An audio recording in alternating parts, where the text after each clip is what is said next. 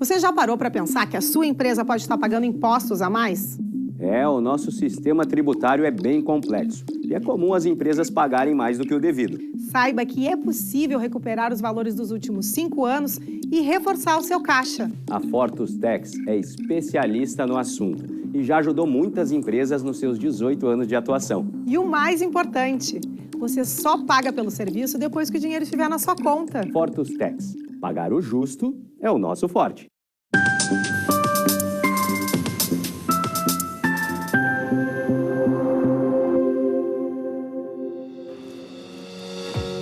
Olá, está no ar o programa Papo Certo.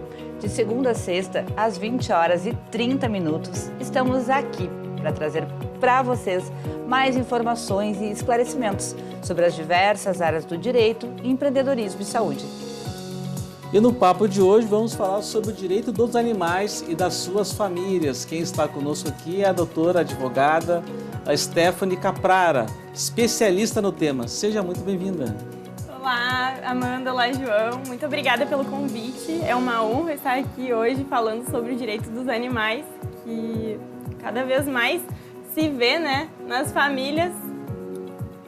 O quanto é importante realmente. Muito obrigada, Stephanie, pela tua presença aqui conosco. Então, pessoal, vocês fiquem aí com a gente, vamos fazer um intervalo bem rapidinho e já também aproveita e manda aí a tua pergunta para a doutora Stephanie responder para ti, tá bom? Já voltamos.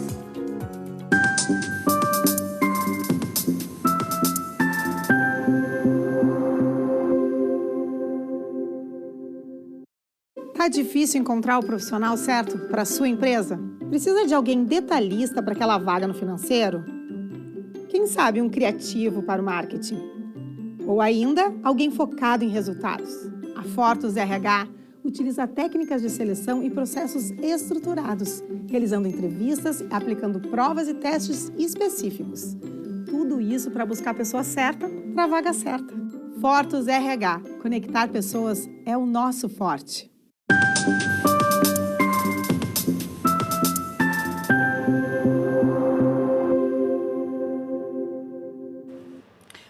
Voltamos e aqui no Papo Certo, tu pode sugerir o assunto ou o tema através das nossas redes sociais. Lá no nosso Instagram também, papocerto.com.br. Afinal, hoje em dia é difícil ter alguém que não tem um pet, né? Que não tem um gatinho, um cachorro, né? Enfim, passarinhos. Então, a primeira pergunta desse bloco, então, é falar um pouquinho, até uma dúvida que eu também tinha, se os veterinários, eles podem postar as fotos dos nossos pets. É escrito no Código de Ética Médica Veterinária que o veterinário só pode publicar a foto do animal ou de qualquer coisa que vá fazer menção a ele se tiver expressa a autorização do proprietário, né? Então, não, ele não pode publicar se não tiver autorização. Sabe que eu até acho difícil alguém não querer postar, né? Porque todo mundo quer seu pet e tal, mas, claro, tem pessoas que, eventualmente, podem não querer. Então, é importante saber disso, né? E até os próprios veterinários saber dessa importante informação que tem que ter essa autorização. Eu também não tinha conhecimento dessa informação, então é como crianças, tem que ter autorização de uso de imagem, doutora. Exatamente. Acho que até porque, às vezes, você tem uma situação que o animal está num estado de saúde grave, né? Então, não é todo o tutor que gostaria que fosse exposto. Claro, eu já fico pensando mais naquela foto bonitinho, já com banho tomado e tal. Mas, claro, ele pode se está se recebendo um tratamento especial, está com tratamento, ele pode estar, daqui a pouco, sendo exposto, ele machucado, né? Com curativo, enfim, daí não é legal, realmente não é. A gente tem muitas perguntas hoje sobre esse tema, então a gente vai falar sobre cães, gatos, cavalos e outros animais.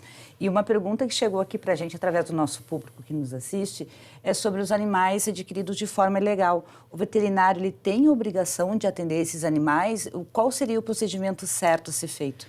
Todos os animais, eles têm direito a ter a assistência médica veterinária, né? Independentemente da origem deles. Independente se é um animal, como se diz, clandestino, ou então quando é um animal que ele é legalizado.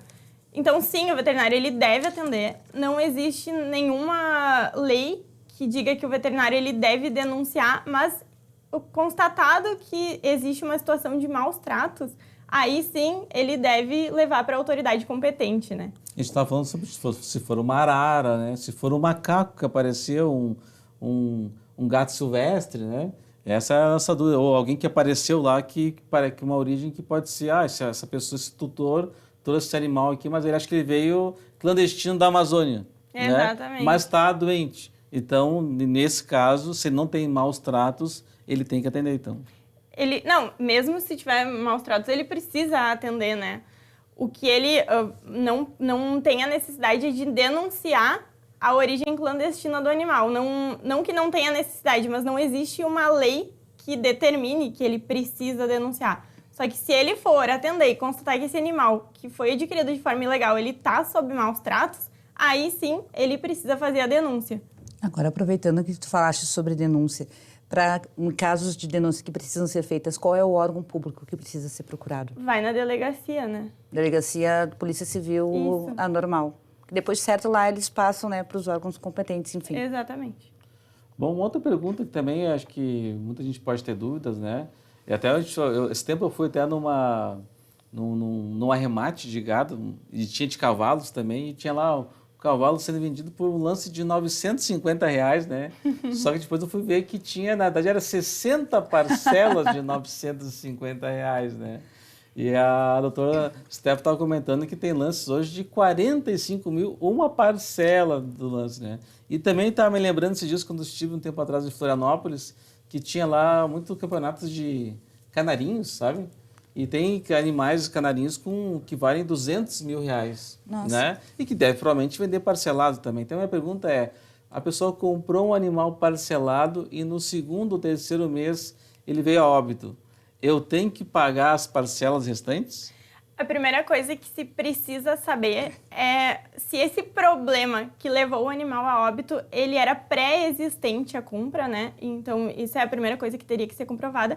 E a segunda, se já ocorreu a entrega desse bem.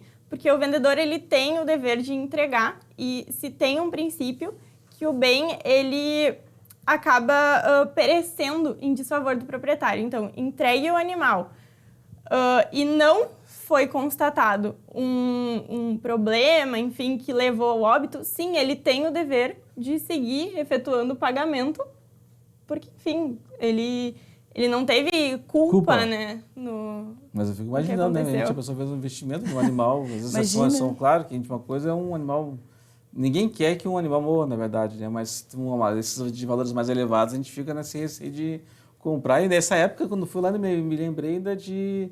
Pensei nisso, né? O cara comprou um passarinho de R$250 mil e vai que daqui a pouco, por uma casualidade da vida, ele vem a óbito, né? Tu já fez o investimento. O que é muito comum, João, nesses casos, principalmente quando o animal ele tem um valor elevado, é se fazer um seguro, né? Então, ele, desde o momento que tu fez a compra, ele já estaria coberto. Mas, claro, não é todo mundo que faz, né? É um risco que, infelizmente, se corre ao fazer um negócio parcelado. Agora, esse de 40 mil ia doer. Mas até as pessoas de casa também nem sabem, como eu não sabia que existe essa possibilidade de ter um seguro, né? Para poder fazer uma compra de um animal de valor tão elevado. Né? Viu? Por isso que eu digo assim, esse programa aqui, gente, ele só traz notícia boa para vocês, só traz novidade, informação e esclarecimento mesmo, viu? Então, a gente vai continuar por aqui. Por exemplo, Stephanie, eu gosto bastante de passear. Vou para um hotel fazenda. Vou dar uma voltinha e fazer um passeio a cavalo. Caí e quebrei o braço. Eu tenho direito a alguma indenização?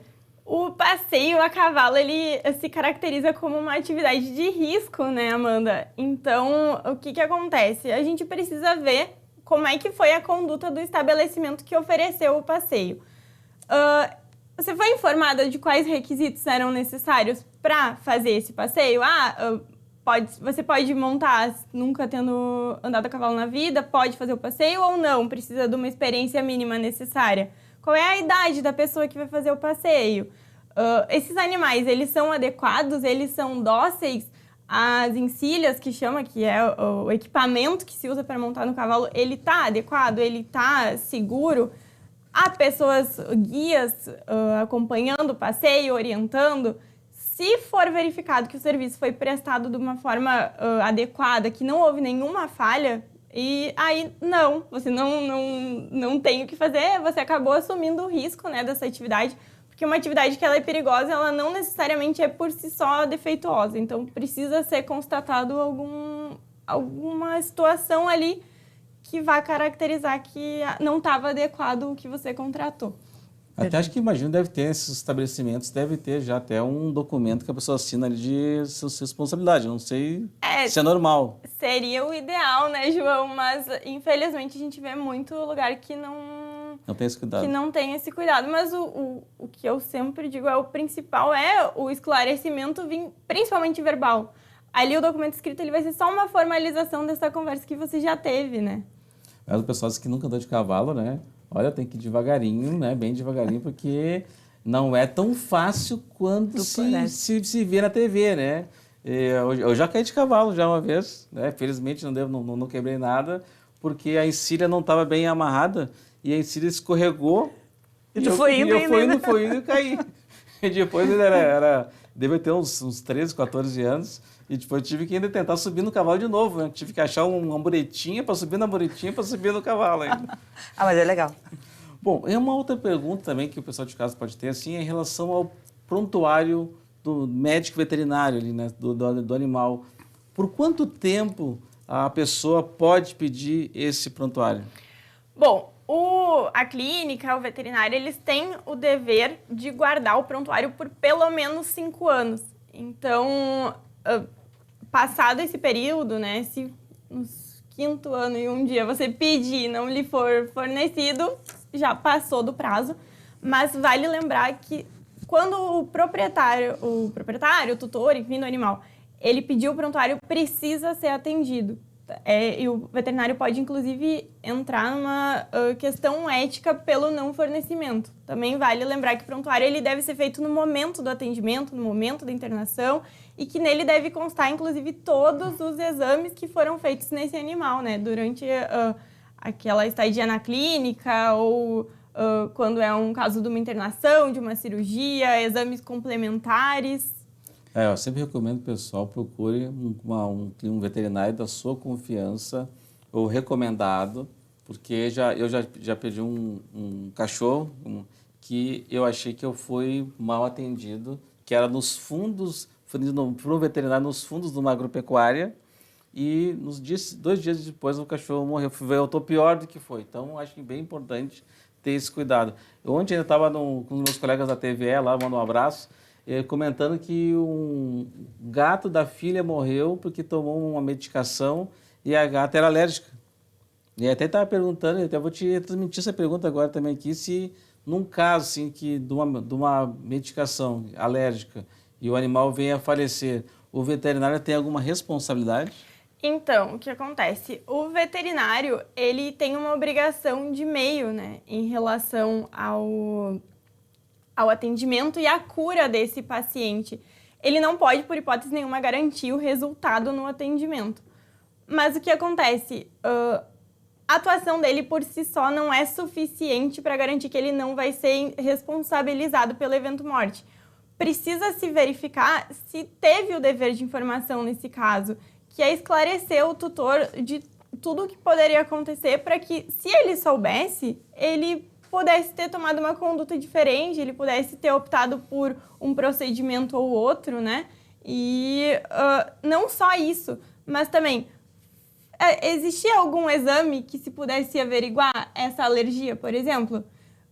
Teria que verificar se foi uma falta no cuidado, no atendimento, ou se poderia ser um risco. É como, por exemplo, uma pessoa que vai fazer uma cirurgia e ela é submetida à anestesia. Às vezes tu não sabe, né, se aquilo vai dar um problema no teu organismo ou não. Mas às vezes tu pode evitar. Então teria que verificar a situação como um todo.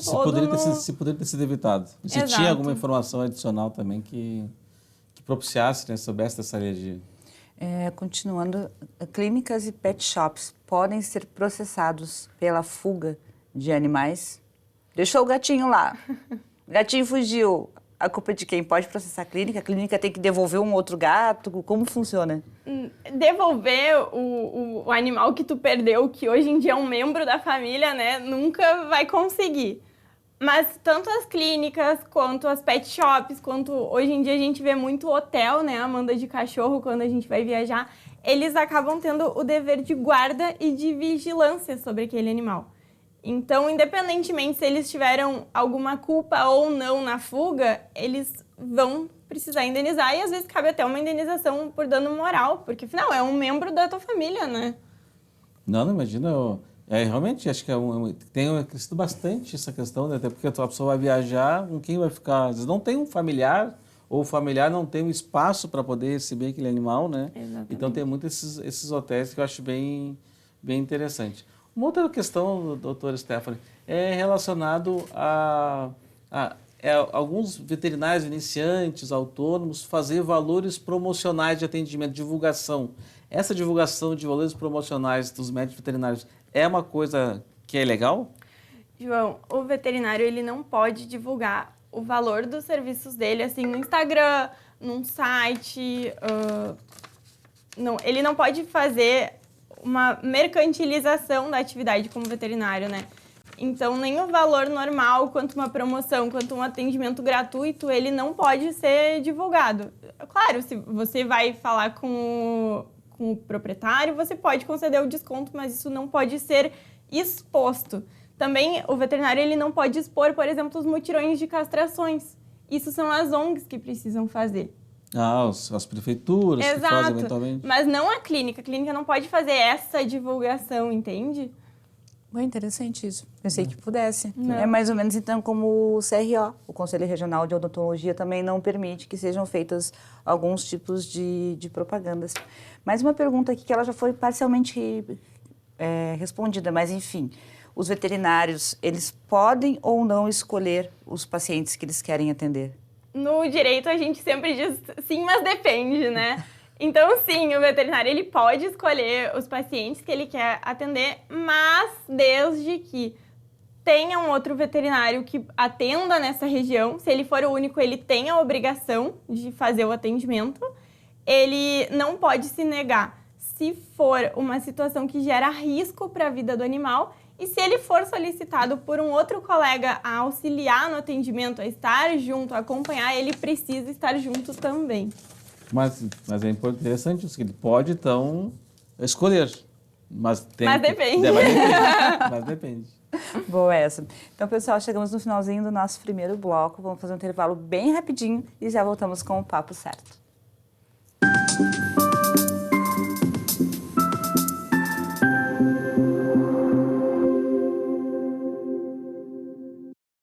Em tempos de juros altos, margens reduzidas e incertezas, rever estratégias é fundamental para manter o seu negócio competitivo. Esse cenário exige planejamento e organização financeira. Nessas horas, qualquer ajuda é bem-vinda, mas a ajuda de um especialista é necessária. A Fortus Consulting conhece na prática e tem as soluções adequadas para cada situação. Fortus Consulting. Melhorar os seus resultados é o nosso forte. Que tal ganhar o prato do seu acompanhante? Com esse app você compra um e ganha um. Simples assim. Vale também para ingressos e hospedagens. De Gramado para o Brasil, o Prime Gourmet traz experiências incríveis para você. Baixe o app grátis e assine quando for usar. Já somos mais de 500 mil aproveitando esse guia gastronômico e turístico. Faça parte desse clube também. Para o cliente, economia e experiências em dobro por um ano. Para o parceiro Prime, clientes selecionados. Uma forma elegante de utilizar descontos.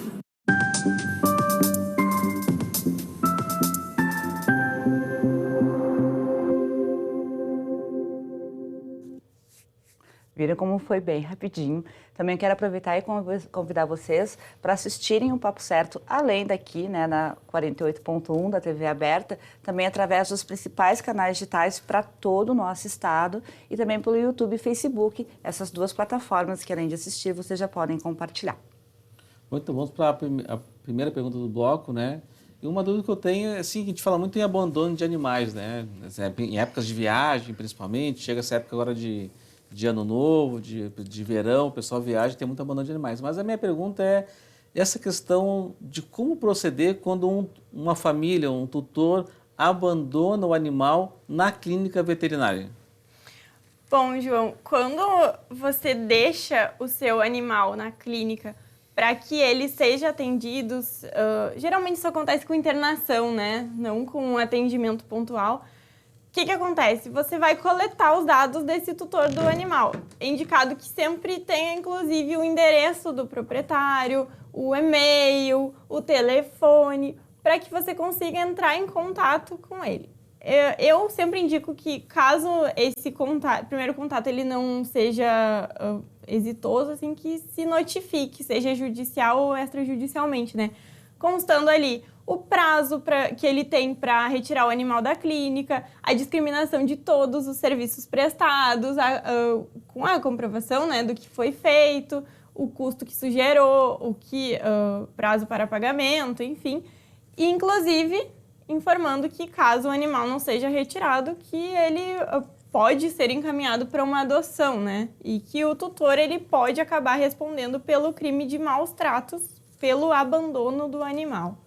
Até porque, às vezes, a gente estava conversando um pouco antes também, que também são os custos de atendimento numa internação também não são baixos, né? Então, a nossa gatinha teve que ser hospitalizada, ficou 3 dias internada e tem um valor razoável ali, de valor que justo, né? Porque foram feitas medicações, soro, ficou internado, então pessoas ficaram responsáveis pelo animal durante 3 dias. Então, eu fico muito preocupado com surpresas, né? Chega uma conta muito grande e a pessoa lá não tem o que fazer. Até às vezes, no caso, né, João, a pessoa nem faz por mal de querer se desfazer do animal, mas pode ser que não tenha condições de pagar esse valor e aí pode se constranger e dizer não tenho como e acaba deixando mesmo o animalzinho por conta de valores, né?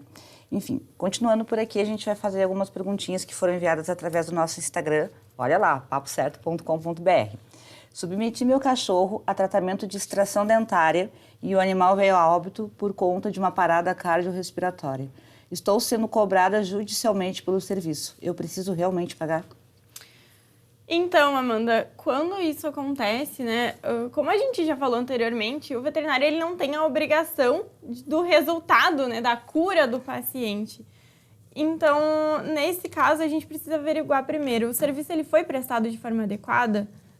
Como a gente já conversou também, tinha a explicação do que seria feito? Qual era o estado de saúde daquele animal? Tinham exames pré-operatórios?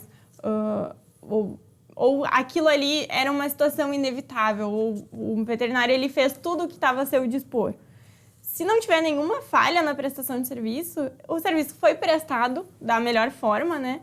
E sim, o veterinário, o tutor, ele deve pagar pelo serviço que foi feito, embora o resultado tenha sido, infelizmente, o óbito do animal, né? Perfeito, respondido. Bom, mais uma pergunta, então, também, fiquei em dúvida agora. E vamos supor que um casal, né, vai o esposo levar lá, faz a internação do animal. Vai ficar lá 3 dias. A esposa pode pedir informações sobre o estado do animal nesse período? Vamos supor que levou o esposo e depois vai a esposa fazer informações. Eu quero informações do meu gato, do meu cachorro, como é que ele está, se foi feita a cirurgia, como é que está a recuperação dele. O que acontece, João? O veterinário, como a gente já falou, né, ele tem o dever de sigilo sobre o paciente. Então, quando se tem uma internação, é indicado que você diga, você tutor, no caso, diga quem pode ser a pessoa que pode também receber informações sobre aquele animal. Se você internou o seu cachorro e você não autorizou sua esposa a receber informação, ela não pode, mesmo que ela mande mensagem, que ela vá lá pessoalmente, ela não pode receber. Até porque, imagina se é uma situação em que o casal esteja bem, mas e se o casal briga? Então, também o cachorro pode ser de um dos cônjuges só, né? No caso de um animal internado. Então, visando proteger o sigilo do animal de estimação, não pode passar informação se não tiver expressamente determinado pelo tutor, pelo proprietário do animal. Eu só fico imaginando as situações que os veterinários, as clínicas, né? Quando a pessoa... A gente esquece, daqui a pouco, a clínica não tem um procedimento bem definido de receber esse animal, de fazer um cadastro bem feito, né? Se esquece de fazer essa pergunta e vai lá, imagino a confusão que pode dar na clínica. Mais uma pergunta aqui que a gente tem é, por exemplo, deixa eu só virar minha folhinha aqui, gente, que eu me perdi rapidinho. Quando o animal adoece e o tutor não possui mais recursos financeiros para arcar com o tratamento, o veterinário pode fazer eutanásia mesmo se o animal possuir chances de cura? A pergunta de eutanásia, ela é sempre polêmica, né? Nunca é uma coisa tranquila de se responder. Mas sim, existe uma resolução do Conselho de Medicina Veterinária que diz que se o tratamento ele está gerando custos incompatíveis com aquele animal, ou então ele apresenta uma situação que fica insustentável para o tutor, para adimplir, né, com aquele atendimento, ele pode sim eutanasiar o animal, mas precisa estar comprovada essa situação do tutor, né? Não basta só dizer, eu não tenho condição, ele precisa ter um atestado que efetivamente ele não tem condições de arcar. E vale lembrar nesse caso que a eutanásia ela precisa ser feita ou pelo menos acompanhada por um médico veterinário e que de hipótese nenhuma ela pode causar nenhum tipo de sofrimento ao animal, né? Que ele tenha uma passagem sem dor e sem que ele sofra. Interessante. Bom, outra pergunta agora também que gera muita polêmica em caso de separação do casal. Quem tem direito à guarda do animal? Como é que fica isso? Como se diz, né, João? As plantas são os novos pets e os pets são os novos filhos, né? Como o cachorro, ele ainda, o gato, o animal de estimação, ele ainda é visto como uma coisa, tem se criado um entendimento no judiciário que eles são seres sencientes, o que significa dizer que eles sofrem também com a falta dos donos, né? E, bom, o ideal é que seja sempre feito um acordo, mas já temos casos de judicialização da custódia desse cachorro, desse gato, inclusive podendo determinar a pensão, as visitas ou até mesmo uma guarda compartilhada. Muito bom. Doutora, muito obrigada pela tua presença aqui conosco. Foi muito esclarecedor para o nosso público. Eu agradeço muito a oportunidade. Obrigada, foi um prazer estar aqui hoje esclarecendo as dúvidas. Ficaram muitas perguntas para fazer aqui, a gente tem que combinar outro dia também. E então, agradecer a sua audiência qualificada, né? E amanhã, às 7h30 da manhã, estamos de volta aí com o programa reprisado. E vocês já sabem, né, que nas quartas-feiras o papo aqui é empreendedor. E nós vamos receber a empresária Ellen Carolina. Estaremos aqui, esperamos todos vocês. Até lá!